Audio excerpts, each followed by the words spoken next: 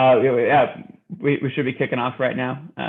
Good to go to open up. I played the initial video, so I think we are good to start. So yeah, merge us into the whole group. We're ready to go.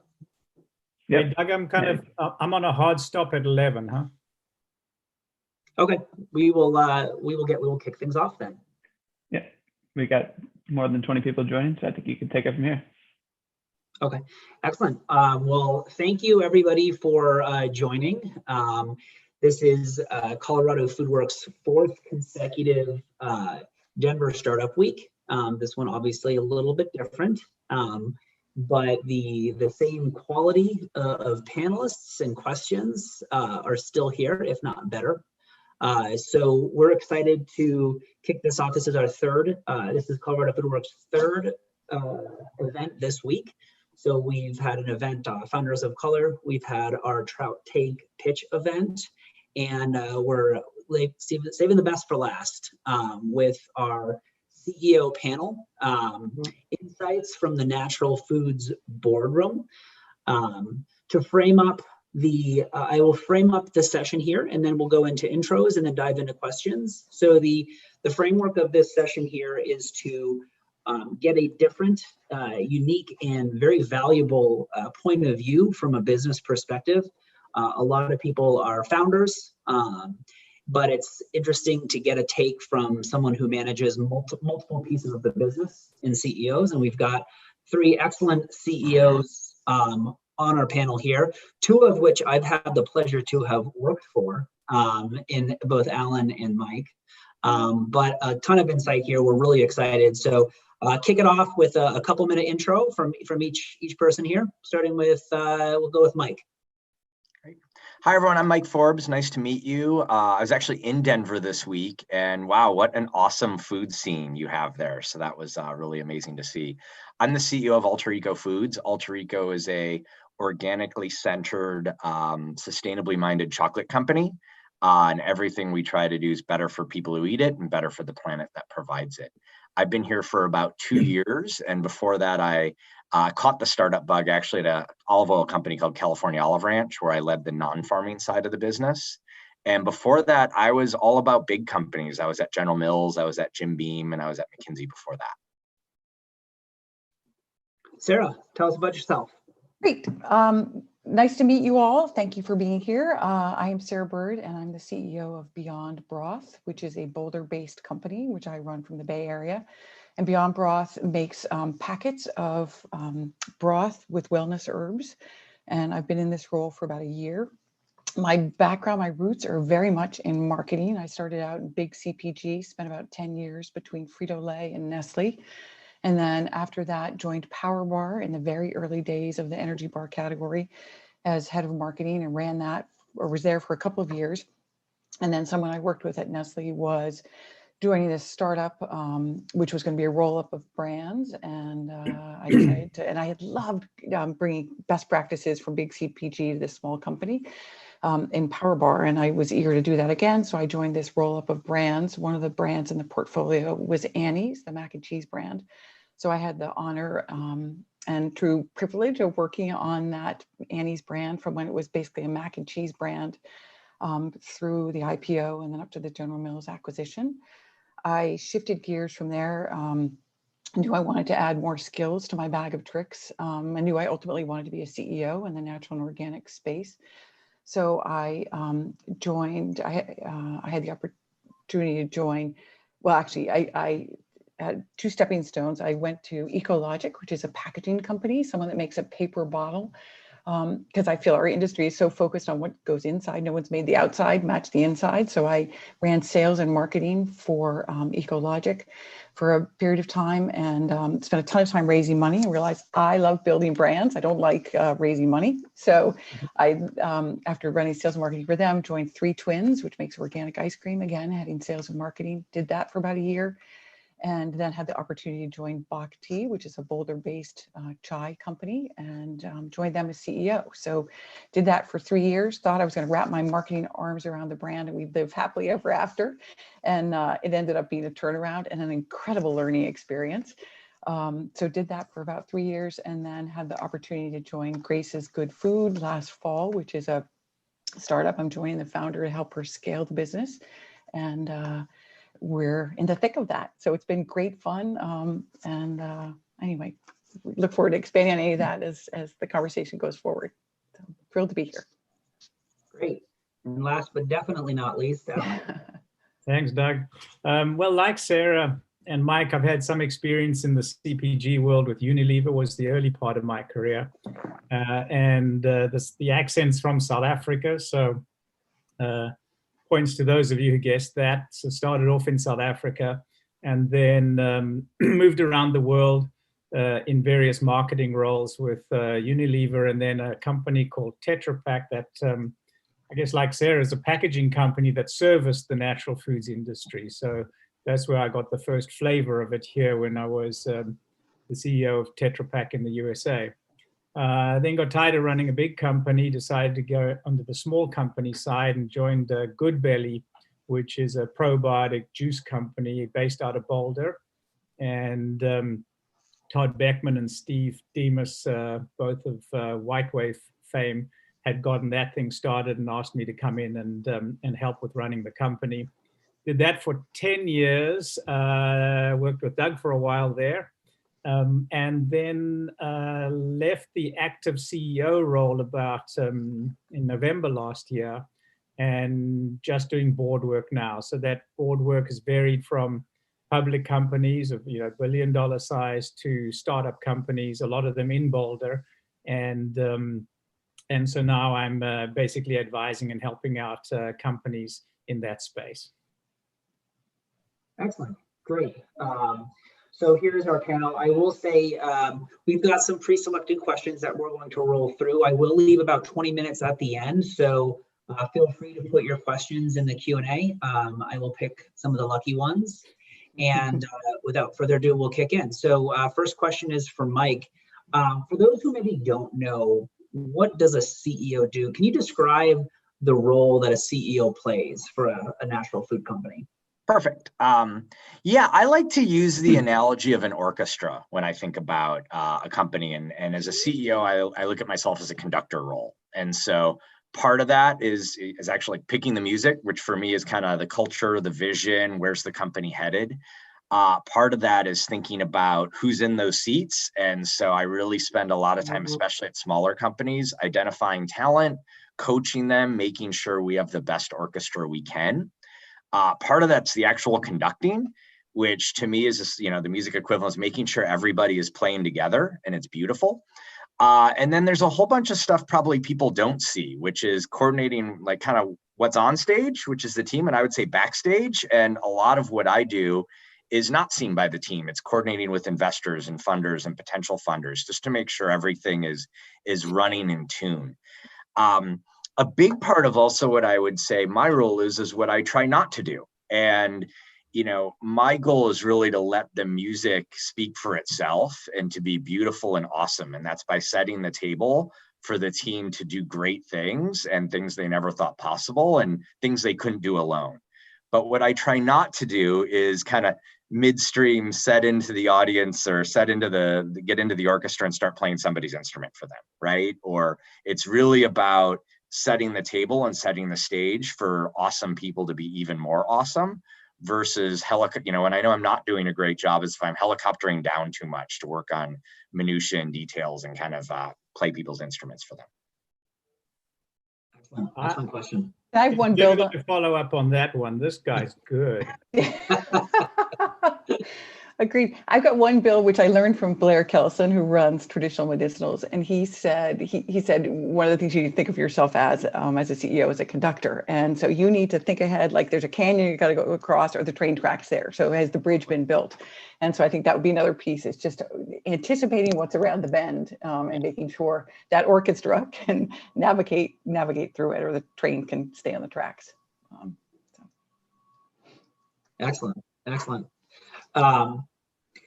Alan, for you next, what are some elements that a CEO can bring to the table that, as I look to a lot of the attendees here, smaller startups, maybe founders running the show, what's something that a CEO brings to the table that maybe a VP of marketing or a sales director maybe doesn't?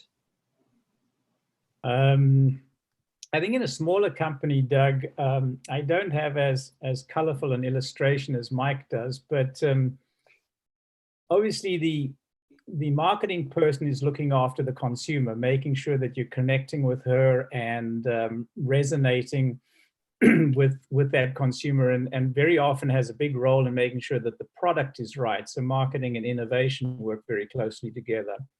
And the salesperson is looking after the channels, looking after the customer, the one who buys it from us as the manufacturer. And then I think that the CEO role is to take the inputs that take customer and consumer into consideration, and then as well operations and finance and the other functions, and kind of marry it all together so that it's one cohesive message that takes into consideration the total profitability and accountability of the whole company. So you're not only responsible to a consumer or a customer, but you've also got your investors and the P&L to look after as well. So it's just a slightly broader, but using the input of those other skills. Excellent. Well said. Well said. Sarah, next question for you. At what point do you think a founder might need to bring in a CEO? Are there key indicators in terms of revenue size, timing size, skill set wise? When's the right time for a founder to tap a CEO to come in? I don't know that one ever has to bring a CEO in. It depends how much you can grow with your business and how much you want to grow. So I was reflecting on this question last night and thinking there are wonderful examples where the CEO can still, has led it from start and continues to lead it. So, I think about Gary Hirschberg, who scaled, Stonyfield to be what it is, or and he's had this great series through the Hirschberg Institute where he's interviewed CEOs who have really kind of risen with the challenge of their business. To me, it's more about what do you as a founder want to do? Do you love being involved in all aspects of the business? And can you surround yourself with the people that are experts that can help you continue to grow with the business? Or do you want to just choose a lane or a couple of lanes and stay in that and then bring somebody else in to do the stuff that you don't want to do? So I was fortunate both at Bhakti and with Grace's Good Food. I had founders that were in a spot where they just wanted to either get out altogether, or so when I went to Bhakti, kind of was given the keys for the business. Whereas at Grace's Good Food, the founder Grace has things that she loves to do, which are very different than my strengths. So we complement each other. So to me, it's really all about who you as founder are as a person and how much you want to keep growing and learning and spreading your wings, or again, bring a partner in to help you take it to the next level. And I'm a big believer in always hiring people that are smarter than you and getting incredible advisors and getting a board. And so I think you as a founder can do it on your own if you want to, as long as you surround yourself with strong advisors and partners. So bottom line, there's not like a magic point. It's unless, it would be when you're over your skis and just, can't see the forest of the trees, then it's time. Hopefully before you get to that time, because then there's a lot of fixing that needs to be done. Gotcha. Excellent. Yeah, definitely no blueprint, and everyone's path takes them a different way, and there's multiple ways to get to that finish line. So well said. Mike, if you've come to that decision where you're looking to bring a CEO in from the unique position from all of you guys of being CEOs, what are considerations that a founder should look at to find that perfect fit? Great question. For me, I came in as CEO at Alter Ego, and I came where there were founders before me. The big piece, and I think the biggest piece, is this culture and values. Let's face it, for all of us involved in small companies, these are our babies, right? This is very different than if you work at a really large company and the brand moves up or down and then you rotate over to another brand. We put our heart and soul into these things. And so I think if you are a founder looking to bring in a replacement, there's part of it which is functional, can they do sales or marketing or whatever it is you need.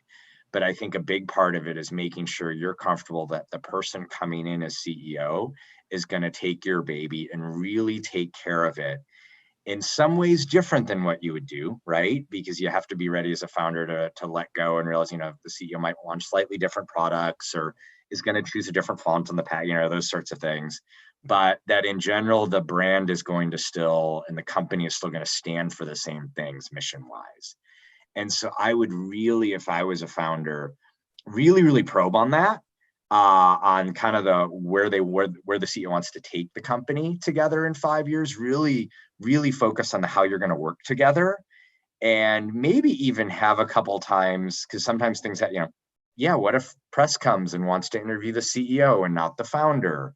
How's that going to work? Or, how are you going to handle that if the founder wants to go in one direction product wise and the CEO? Those are the spots where things can get funky. And so those are the things I think when you're developing that relationship with the CEO, and I would spend a lot of time doing that, over coffee and dinner and, whatever we can do socially distance these days, really focusing on that culture fit and how you would make decisions together or separately. I'd love to hear, Alan, I'd love to hear from you as well. Yeah, the process of interviewing works both ways. The founder needs to feel that you're going to nurture their baby culturally, but you need to feel that you want to be part of that and growing that and be able to put enough of your own stamp on things as well. Because, as CEOs in the past, you're pretty used to being the boss, but it's a slightly different dynamic if you're working with a founder who's established, the ethos of the company to get started with. So, as Mike said, that interviewing process is really important so that you establish on both sides, is this a fit? Excellent.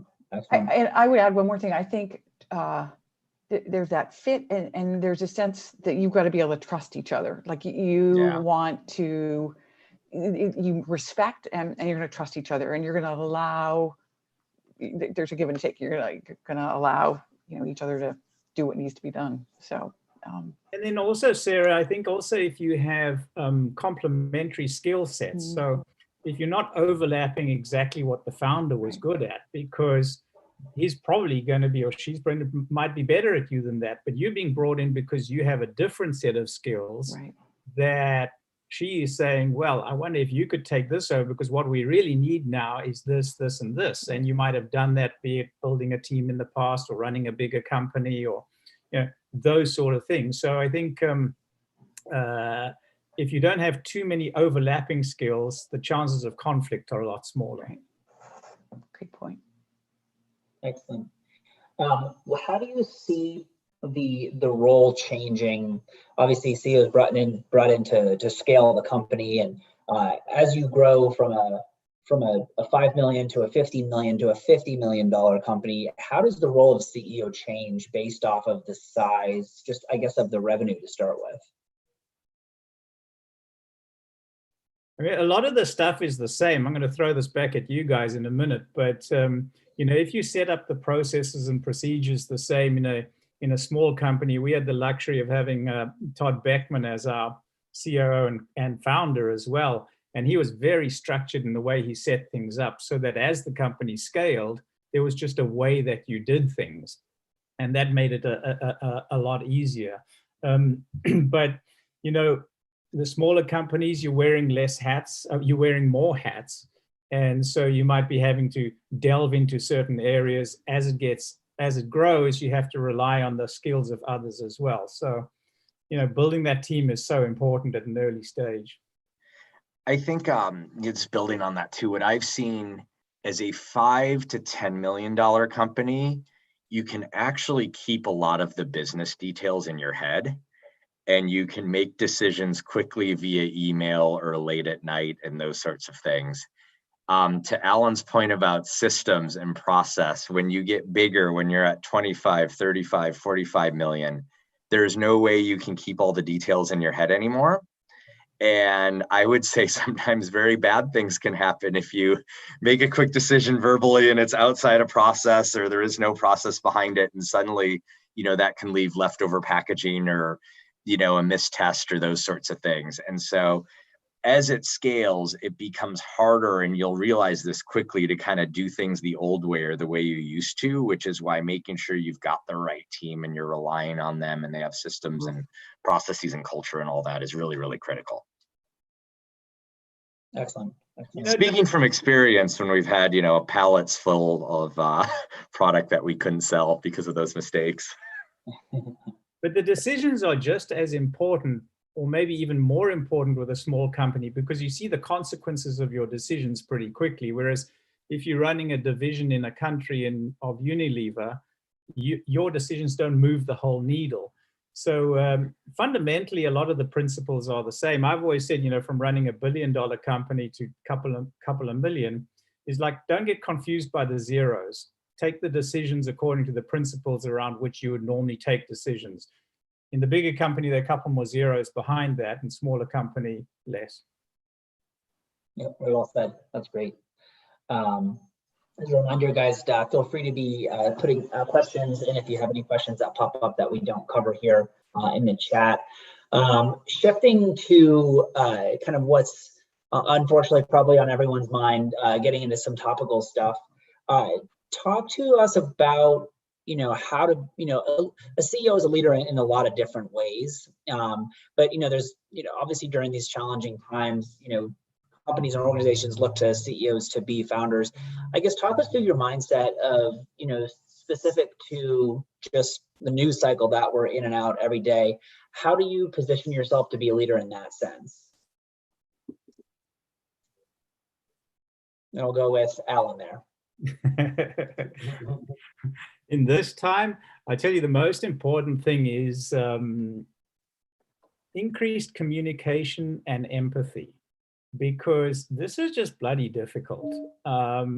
People are going through all sorts of traumas, and sometimes you don't know about them, and your tiny problems really are tiny compared to some big ones, but they might feel really big to you. And so I think that conveying a sense of empathy is really important. And then, strangely enough, heightened communication, because we're all in one place. We can normally find each other these days. Before, we could always say, I'm on an airplane, I'm heading to a customer, but I know where to find you. You're probably at home. So up the communication, dial up the empathy, and start to find out more about your people and what makes them tick, rather than just those cold objectives-based business meetings that we used to have. I've been amazed in this process how much I'm learning about all of my team members and the individual issues they might face and they bring to work, right? There can be the person who's single and living in a small apartment and is feeling a little claustrophobic and is, hasn't been able to leave there for 2 weeks. There are other folks we have in San Francisco living in with 5 people in very small apartments. And so actually getting on a Zoom meeting is really hard, without hearing all of their roommates in their own Zoom meetings. There's working moms and parents, all of those things. And so it's really like, how are you has become the most important question, I think, that I ask. Well said. I also think in this time where the Black Lives Matters movement, I also think it's a time for all of us to check in on our values and what the company stands for and our hiring practices and what can we do to be more inclusive. So I think that's another layer that's just been so apparent for all of us right now is just where are we on that and what are we doing to create this welcoming environment. And everybody. Our role as cheerleader is probably also more emphasized because people are down a lot. It's horrible. And so you have to retain a positive attitude and try and inject that enthusiasm and positivity into the rest of the group. Like, we're going to pull through this. It's going to be okay. Our products are well suited for this. We've managed to flip from this channel to that channel. We're still a viable business. Our investors are still behind us. You got to still do that champion stuff. Yeah. From a tactical perspective, I would say the thing I'm prepping the team around is, pandemic plus election plus wildfires in California, for instance, create a lot of uncertainty. And so when there's uncertain times, it becomes a little harder to plan. And then we also spend more time making sure we understand, to Sarah's point earlier, the scenarios and the what ifs, and, is there a bridge over that canyon? And so, an example of that is, we have some business lines that are taking off right now, a lot of them, and then we have some that are slower. And so you have to run kind of scenario plans over all those, right? Do the business lines that are taking off continue to take off next year? And what does that look like? And what does that mean for the business? What about something that's slowed down? Does that come back? How strong does that come back and when? And I think for your team, that can be a little confusing, right? Because you're planning sort of every single scenario for every business. And part of what you have to do is just acknowledge that and say, you know what, planning for next year is going to be harder, and it's going to be different than we had in the past, because the fact is nobody is quite sure what's going to happen, right? And so we have to sort of be ready for there's another lockdown this winter scenario, or, that things actually crank up again in February and the economy's back. So the uncertainty creates, unfortunately, more work. Doug, I also had a chat with one of the Whole Foods buyers recently, and he was saying, like, we're also trying to figure this out. We're not trying to be hard-assed guys who are not taking appointments. We want to stay up to date with developments, new products. He says, but it's difficult for us too. So having that empathy, not only towards the team that you lead, but to the customer is really important too. Make sure that they know that you also recognize that they're real people who might be going through issues as well. Very good point, Graham. I also think from a financial standpoint, conserving cash is so much more important than it ever was, because we don't know what's around the bend. So it's just making sure that the business has the runway to keep going. And that's because it's mixed messages about how easy it is to raise money right now. And we're working on that, actually. But I think you just got to make sure you, as conductor of your train or orchestra or whatever, can have the fuel to keep yourselves going. Excellent. And that kind of segues into the next question to kind of, you guys are obviously, great leaders of your organizations, and a lot of the attendees are founders and leaders in their own right. Talk us through, kind of to your point, Sarah, talk us through how, a little bit deeper on how you're working to navigate around the uncertainty. What are some, I guess, words of wisdom, whether the company's 500,000 or 50 million, words of wisdom of how you personally are navigating your organizations through this? Go with Mike first. Okay. Some words, we spend a lot of time making sure we all get together as a team, both to talk about how the business is doing, but also have a little fun.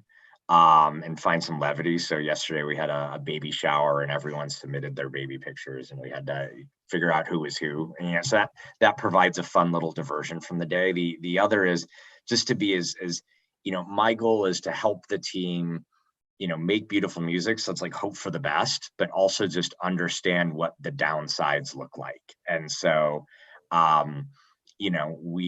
that's why we spend a lot of time making sure we're thinking through each piece of this business, and kind of, well, if X happens, what is Y and Z? What are those fallout things? And then the other piece we spend a little time on is just remembering that, hey, Google actually came out of a downturn. That's when they really picked up speed. And so there's an opportunity for all of us, if we can get above and kind of think through the fray of coronavirus and all that, and sort of step above it, there's actually a chance to really step out from the pack and accelerate out of this and accelerate through the turn. And, that's easier said than done. I think a lot of us thought we'd be accelerating out of the turn right now. And now I think we're realizing that, if anything, someone used the analogy that we thought we were running a 10K, and it turns out it's an ultra marathon. And I think there is some truth to that. But there still is also, it's important to step above it and think about, geez, how can we make sure we absorb everything that's coming on and build a better business coming out of it, and something that can be a lot more meaningful. And I would build in terms of like block and tackle stuff. And we're looking at where we spend, where we investment spend, and then where we lever back a little bit just to conserve cash, just to have runway. So we're, I was on a call this morning about Amazon and just trying to figure out, okay, do we keep investment spending there or do we pull back for a bit and let's see what happens to the business? So looking very thoughtfully at where you're spending and understanding how important it is to keep doing that at this juncture, or can you throttle back a bit and then see what happens? And anyway, that's a lot of it gets back to this continuous planning. It's not like I think in the past you might have been able to set a course and feel pretty confident that you're going to get there. There will be some variation, but now it's real time. You're looking at things, course correcting. Doug, some of the CEOs that I'm chatting to, normally I'm on 3 or 4 calls a day with the CEOs or founders of the companies that I'm working with. And a lot of the times I have to remind them to look after themselves, get outside if you can, go climb a wall, climb a mountain, go for a walk, do something that keeps you healthy, because no one's served by having our founders and leaders unhealthy. So eat properly, sleep properly, make sure you're getting your exercise. That's a big part of the conversations as well. Great point. That's really good. Yeah, something I think often can fall by the wayside, and when you get caught in the Zoom spiral, and it's important to carve out time for sure. From your guys' perspective, obviously no one has a crystal ball, but where do you see opportunities when we look back and say we did it, we got through? Where are the opportunities post-COVID that you see for the natural foods space? We'll go with Alan. I mean, figuring out the online strategy suddenly became not a luxury, but maybe one of the most important things that you could do. So that accelerated the thinking. One of the companies I work with, Kuza Tea, Jim Lemon Kuza, who's founded that company out of Boulder, the way he figured out that he had to pivot really quickly to keep that runway a little bit longer, not burn up too much cash every month. And he pulled it off. Within 2 months, he was positive cash flow, boom, like that. So learning a trick like that is pretty handy. Another one who's done that is Dustin Finkel from Kapop, also out of Boulder. Just realized that actually I better figure out how to sell more of the stuff online. And those guys who've done it now, they got a trick up their sleeves that they can use going forward. And then when retail starts booming again, they've got so many more consumers who've eaten the product through the online channels, Yeah, to that point, I think there's a chance for folks once things return to normal. If you're selling well online, you can then go to any brick and mortar store that you don't have and literally say, yes, your consumers are already buying us. They're just buying us on Amazon instead of at your store. And I think that'll be a really powerful way for folks to grow coming out of the downturn. Bless you. Another thing, bless you. Another thing we've thought through in terms of opportunities, and I had a meeting with our head of marketing yesterday and talked about this and said, look, we are just going to draw a line on February 28th, 2020. And if we are still operating marketing strategy wise, channel strategy, product, you name it, if our guiding assumptions on what we're doing right now are driven based on any PowerPoint presentation that was created before February 28th, we actually should stop and rethink that, because so much has changed. Mental outlook, pandemic outlook. I think the economic recovery is going to take longer than we thought, but there's actually some things people want more of that actually fall into what works for natural products. So, we're actually making a conscious decision to just any big decisions we even made based on time or strategy, we're going to stop and reassess those. And so I think that's a way that that's a tool that anybody can take to their own company and start to see some other opportunities for them that might be lying just beneath the surface. I'd love to hear from you too. I think these are super valuable insights. Sorry, was that to me? Yeah, I'd love to hear your thoughts on that one too. Sorry, will you repeat the question? I was Absolutely. spacing out. I was focusing on the Zoom things coming in and out. Where do you see opportunities for the natural food space kind of post-COVID? Yeah. I totally agree with Alan's comment about e-commerce as being such a key spot for us all to really focus on and figure out how to crack the nut on that. And then within that, building a following, building a community of people that you can connect with and that you can really market to directly, I think is critically important. I also think it's a time to continue to test and learn. So as Mike was just saying, consumers are ultimately, we expect to get back into stores. So we're in just about 400 stores right now. So we are using this time to test and learn on different tactics to figure out what works. So again, ready to scale when things get back to whatever this new normal is. So I do think people will somewhat return to retail shopping, but who knows how much. I saw a stat last week where e-commerce sales, food through e-commerce are up 7-fold from August last year. So, and that's looking at the month of June versus what was sold in August last year. So I just think we have to assume that's a huge part of how people shop. You've got to play there, but don't walk away from retail because that does play a piece in the mix. So. I'd love to drill. This is a little off of the specific CEO topic, but this is, the e-com piece is definitely something on everyone's mind, and they've probably heard it time and time again. Would love to drill a little bit deeper to say, okay, I hear you. What next for that $8 million brand who maybe does a little bit on Amazon? What are the first steps that, as a CEO, if you were with a company that was just kind of scratching, what would you do as your first steps to really establish yourself as an e-com presence? We'll go with Mike first. Right. So the interesting thing to remember, I think, and a lot of us, and I grew up, frankly, in a brick and mortar world, right, where Amazon was an afterthought, and it was all about when is the review at X customer and what does my product look like on shelf. If I was a CEO of a company like 8 million, first thing I would do is immerse myself by talking to a ton of folks outside of the CPG space that are really, really good at selling things on Amazon. And what I imagine you would learn is there is a whole bunch of simple tactical things that you need to do to organize yourself and get your web store up and running and those sorts of things, many of which are free actually to you, just like what detail do you have on your product page that a lot of people get wrong. And, a lot of folks actually outside of CPG might be better at doing some of those things than folks who grew up in CPG, right? Because it is a skill that's native to other places. So like think about health and beauty or other categories to talk to. I would start there. Then I would start to think about how all your stuff looks online, even packaging and those sorts of things, which can be different than a in-store model, right? It's two different ways of looking at something.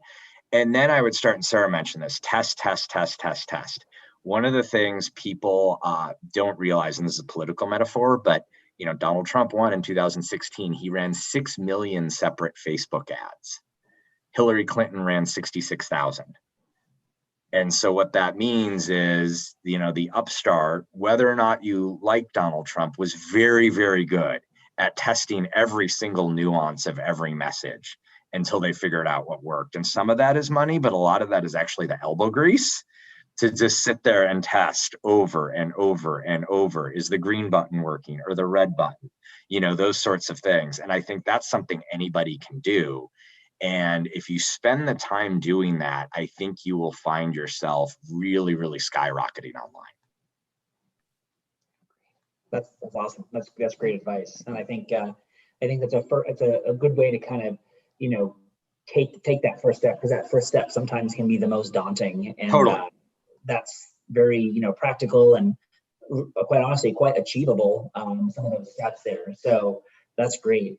Can I have one build on that? I also think you need to think about the role Amazon plays versus your own website. Or are you going to be just D2C and all through your own website, or do you want to use Amazon? And I believe you need to do both. I think you could leverage Amazon to drive awareness, But ultimately you want to bring people to your site. So, but I think there are different perspectives on that. So think about where you play in the e-commerce space and how you play.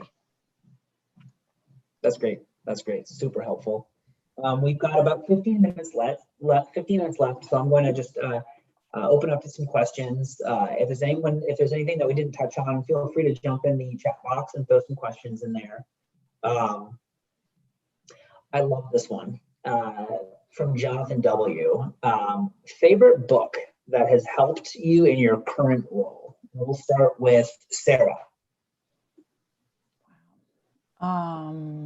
Geez Louise.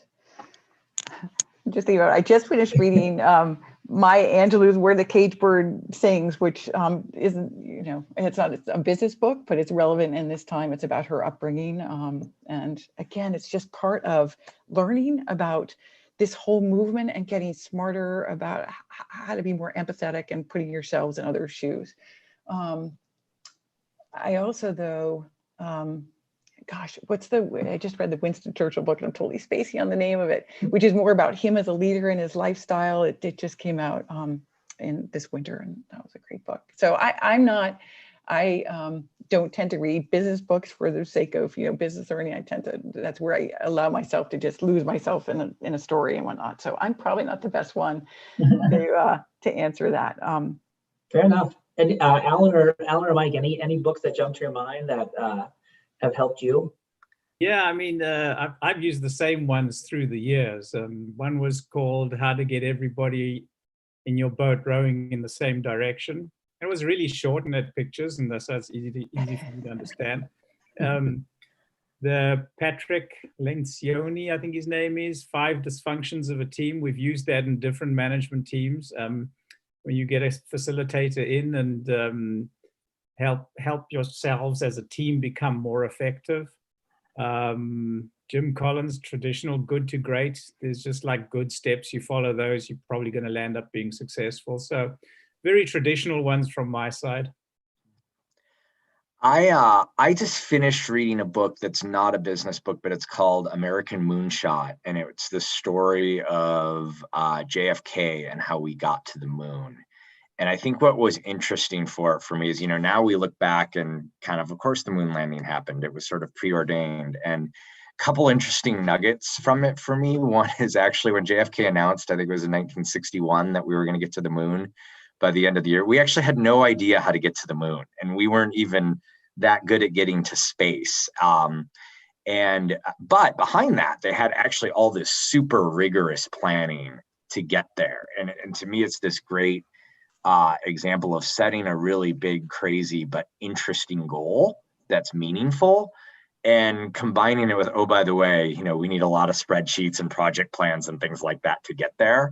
And it was really interesting to kind of go along for that journey, which I wasn't, alive for, and understand how that came about. Interesting. Great. I just found tangent. The Splendid in the File is the Winston Churchill book, which is a great read if anybody wants about him as a leader and more personality. It's great. I'm literally writing that down as we speak. Oh, Splendid in the File. It's great. What about you, Doug? What have you been reading recently that you've used to inspire and get yourself through these times? That's a great question. Oh boy, I didn't think it was going to be put back on me. I'm being put on the here. Thank you, Alan. It's actually been it was actually a goal of mine in the last 30 days was to kind of recalibrate myself with reading. I tend to get tied up in too much just business trends and things of that nature, which plenty of nuggets of information on how to pivot and navigate your business. And I'm in a new role here with Alter Eco. So I've been trying to kind of learn from others and read and kind of what's out in the ethos. But it's important to kind of get offline, and that's one of my goals. And so I don't have the best answer, but it's something that I'm going to work on. So last question that we'll round up here.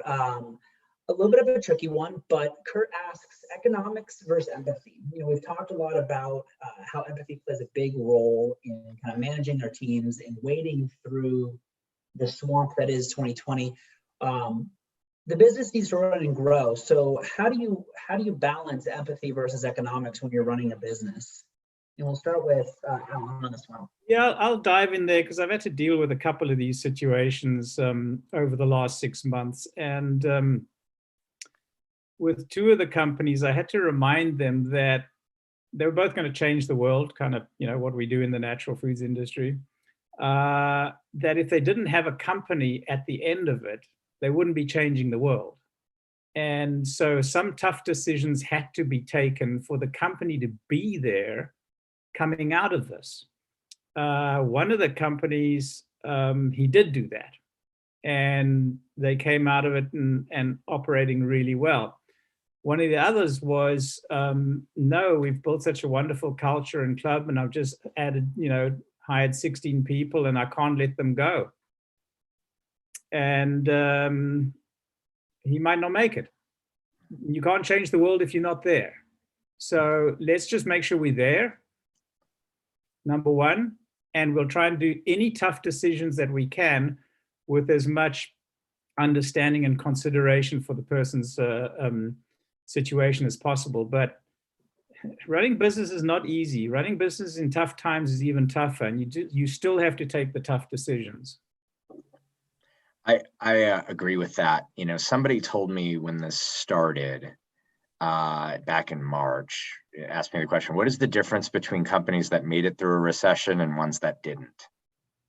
And, I had, they had a good strategy, good team, this, that. And he said, no, the ones that made it through the recession are the ones that didn't run out of cash. And it actually is that simple. And so, that's, my job as CEO is to balance that. And so one of the things I've tried to do with our team is be clear, like right now we need both, actually. We need economics and empathy. And, how that'll manifest itself is one of the things we're doing is we're actually giving away free vacation days at Alter Ego and making sure that 3-day weekends become 4-day weekends so people have time to recharge. But we also try to be super clear that, hey, we need people to be on right now. And we need to close accounts. We, need to ship orders in full. We need to do all of those things that we set out to do so the economics work. And then when the economics work, and as the economics work, and they are working and we're growing, and that's awesome, but that allows, the empathy side to get even better. It's actually a virtuous circle right now. And that can be a hard discussion, especially sometimes when people are tired. It's like, oh man, do I have to do another Zoom call? Yes, we have to do another Zoom call. Take the day off after that. But right now, what I think everybody needs in a spot, because we're not sure how long this is going to last. And so far, it's been by and large good for food companies. Let's hope it continues that way. But we need to keep planning and making sure we have both economics and empathy right now. And that's really hard. Really good insight. Well, I want to take the last couple minutes just to thank Alan, Sarah, Mike for taking time to come on board here. Excited to have been part of Denver Startup Week again for the 4th year. For those of you guys who don't know about Colorado FoodWorks, a shameless plug to cap it off here. We are an organization that was literally founded by two buddies getting together to grab a beer to help each other out. And we took that same mentality to the 600-person organization that we are now, but we're based on the same principles of just going that extra step to help somebody, making that extra connection, grabbing that extra cup of coffee. One of the reasons I started Colorado FoodWorks 5 years ago is I was blown away when coming to Colorado to take a job at Good Valley, and everyone was so helpful that I was almost taken aback by why is my competitor wanting to grab coffee with me? And it was truly because they wanted to help. And that's something that this industry, I think, does better. I'm extremely biased, but something this industry does better than so many others is just the willingness to connect dots and help people. And that's why we created Colorado FoodWorks. That's what's been the gas in the engine of Colorado FoodWorks. We look forward very much to the time that we can all get back together in person. But in the meantime, please follow us on LinkedIn. Please join. We're a whopping $25 a year. We aim to keep prices really low so we can keep access affordable. So check us out, please, for more content coming up. And thank you everyone for coming out today. Everyone stay happy, stay healthy, and we'll talk to you guys real soon.